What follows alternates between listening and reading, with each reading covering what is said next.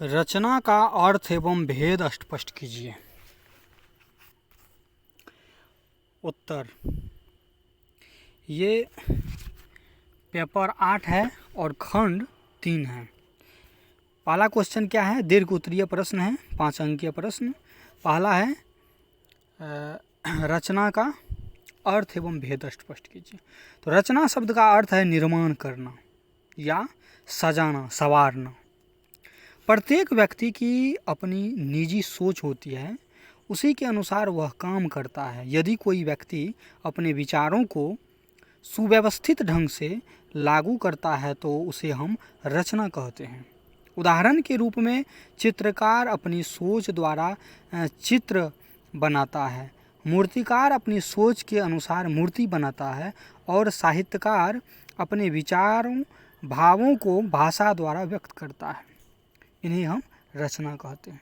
Doctor Subhash गुप्त लिखते भी हैं, किसी भी कृति को सजाना, व्यवस्थित करना, उसे क्रमबद्ध करना रचना कहलाते हैं।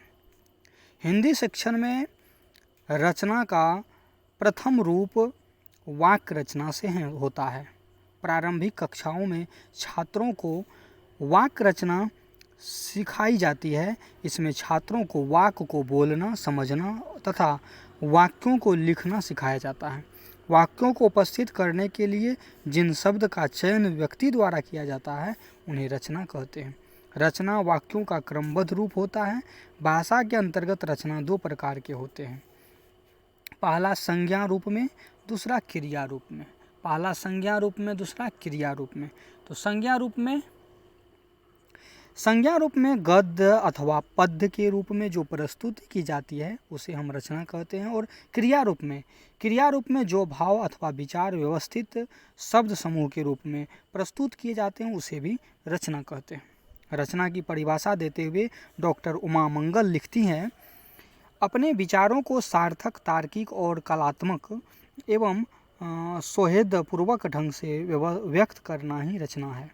इसी प्रकार डॉक्टर सुरेंद्र सिंह काडियान रचना की परिभाषा देते हुए लिखते हैं कि भाषा के क्षेत्र में रचना से तात्पर्य किसी विचार अथवा भाव को ऐसे शब्द रूप में प्रकट करना है जिसका चेष्टा प्रभाव पड़े, या विचारों को क्रमबद्ध करना, उनको शब्द द्वारा व्यक्त करना, संवारना, सजाना ही रचना है। अन्य शब्दों में अगर कहे तो कह सकते हैं कि जब कोई साहित्यकार अथवा कलाकार अपने मौलिक भाव तथा विचारों को व्यवस्थित ढंग से तर्क सहित व्यक्त करता है तो उनकी इस कृति को हम रचना कहते हैं। रचना के भेद भी हैं। रचना की वैसे 2 भेद हम लिख सकते हैं, एक मौखिक रचना होता है, एक लिखित रचना होता है। तो मौखिक रचना का संबंध बोलचाल की भाषा से है। जब कोई व्यक्ति अपने भाव को मौखिक रूप से अभिव्यक्त करता है तो वह मौखिक रचना कहलाती है। वहीं अगर हम बात करेंगे लिखित रचना से, तो लिपि का सहयोग पाकर मौखिक रचना लिखित रचना बन जाती है। लिपि का सहयोग पाकर मौखिक रचना लिखित रचना बन जाती है। इसका अर्थ यह हुआ कि लिखित रचना का मौखिक आधार जो है वह मौखिक रचना है। लिखित रचना द्वारा विद्यार्थी लिखित रूप से अपने भाव और विचारों को व्यक्त करना सीख जाते हैं। प्रारंभिक स्तर पर बच्चों को सर्वप्रथम मौखिक कौशल तथा वाचन कौशल की शिक्षा प्रदान की जाती है। बाद में उन्हें लिपि ज्ञान से परिचित कराया जाता है। इस प्रकार बच्चे मौखिक कौशल से लिखित कौशल की ओर अग्रसर होते हैं, परंतु केवल लिपि कौशल ही रचना का लिखित रूप विकसित नहीं हो सकता या नहीं कर सकता, ऐसे आप कह सकते हैं। जैसे शिक्षक होता है उसको शिक्षित लिपि आप कह सकते हैं।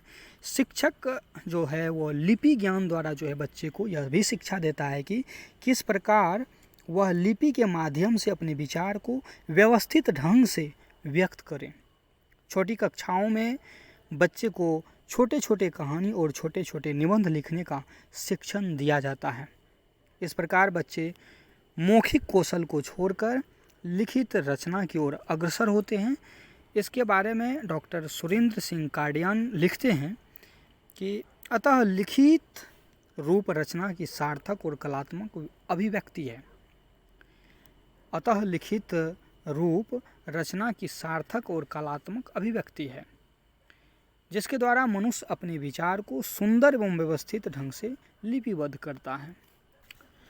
दूसरा क्वेश्चन है, रचना शिक्षक के महत्व पर प्रकाश डालिए। तो ये पहला क्वेश्चन था। दूसरा क्वेश्चन जो है वह है, रचना शिक्षण के महत्व पर प्रकाश डालिए। तो ये रचना चैप्टर से दूसरा क्वेश्चन है। तो आप लोग को रचना शिक्षण के महत्व पर प्रकाश डालने के लिए अगर बोलेगा तो उसका उत्तर होगा कि भाषा मानव जीवन का अनिवार्य अंग है। भाषा के बिना मानव अपना जीवन सहज रूप से व्यतीत तो नहीं कर सकता है। भाषा के महत्व को केवल वही व्यक्ति जानता है जिसके पास भाषा नहीं होती, यानी जिसको बोलना नहीं आता। इसलिए बच्चे को प्रारंभ से ही भाषा का ज्ञान दिया जाता है। यदि कोई छोटा बच्चा 2 साल तक ठीक से बोल नहीं पाता है तो माँ बाप की चिंता बढ़ जाती है और वे डॉक्टर के चक्कर लगाने लगते हैं।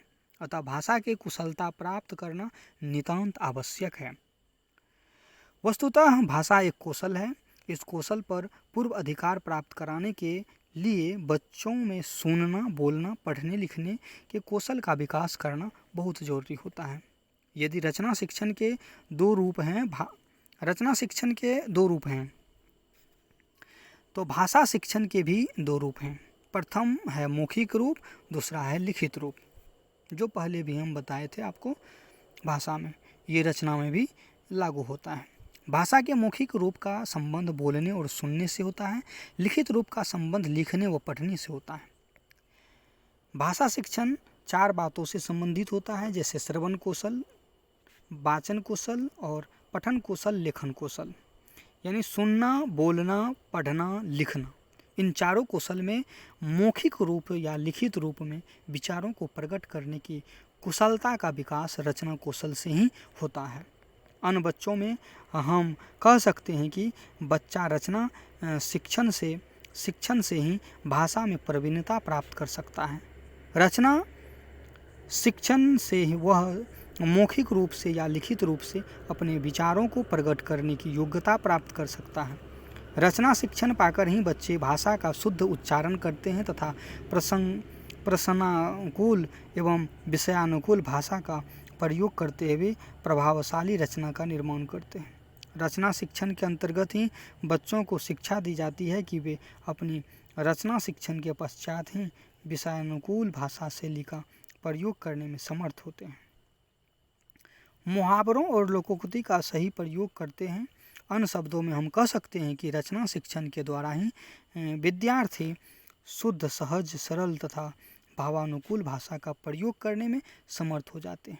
इसलिए बच्चों की अभिव्यक्ति को पूर्णतया प्राप्त करने के लिए भाषा शिक्षण में रचना शिक्षण का विशेष महत्व है। रचना शिक्षण पर प्रकाश डालते हुए डॉक्टर सावित्री सिन्हा ने लिखा है, मातृभाषा शिक्षण तभी सफल होता है जबकि वह बिना प्रयास अपने भाव को अपनी भाषा से प्रकट कर दे। मातृभाषा शिक्षण तभी सफल होता है जबकि वह बिना प्रयास अपने भाव को अपनी भाषा में प्रकट कर दे। आधुनिक शिक्षा पद्धति में रचना शिक्षण पर विशेष महत्व है, क्योंकि हमारी शिक्षा पद्धति निबंधनात्मक परीक्षा प्रणाली, जिसको ऐसे टाइप एग्जामिनेशन कहते हैं, पर आधारित है। भावी जीवन में सफलता प्राप्त करने के लिए छात्र का वह प्रथम कर्तव्य है कि वह अपना रचना शिक्षण पर विशेष ध्यान दे। अध्यापक का भी यह पुनीत कर्तव्य है कि छात्र की अभिव्यंजनात्मक एवं रचनात्मक शक्ति को विकसित करें, क्योंकि मूलांकुर प्रत्येक छात्र में न्यूनाधिक रूप में विद्यमान रहते हैं। तीसरा क्वेश्चन आता है रचना के दृष्टि से कि लिखित रचना शिक्षण के 2 उद्देश्य बताइए। क्वेश्चन है, लिखित रचना शिक्षण के 2 उद्देश्य बताइए। तो रचना शिक्षण के जो उद्देश्य हैं उसको सिर्फ 2 ही नहीं, हम सारा उद्देश्य बताएंगे आपको, लेकिन आपको एग्जाम में 2 उद्देश्य ही लिखना है। पहला होगा, विद्यार्थी को उचित गति से सुंदर तथा स्पष्ट लेख लिखने के लिए प्रेरित करना चाहिए।